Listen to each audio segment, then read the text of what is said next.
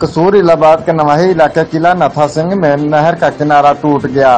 पानी गांव किला नाथा सिंह में दाखिल होने से मुतअद्दिद घरों की दीवारें और छतें गिर गईं। इधर नहर टूटने से मुतअद्दिद एकड़ फसलें डूब गईं। इलाका मकीनों का कहना है कि एसडीओ रमजान भुट्टा, बेलदार अब्दुल हक और मेट नजीर अहमद से राब्ता किया तो इनमें से किसी ने बात सुनना भी गवारा न किया।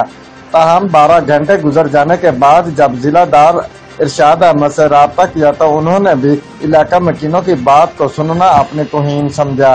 पानी में डूबे किला नाथा सिंह के मकीनों ने वजीर आजम इमरान खान, वजीर आला पंजाब उस्मान बुज़दार साहब समेत मुतल्लिका हुकाम से नोटिस लेने की अपील करते हुए कहा कि जिम्मेदारान के खिलाफ सख्त कार्रवाई की जाए। रिपोर्ट मार बशारत सिद्दीकी, डिविजनल ब्यूरो चीफ, जियो एक्सप्रेस न्यूज।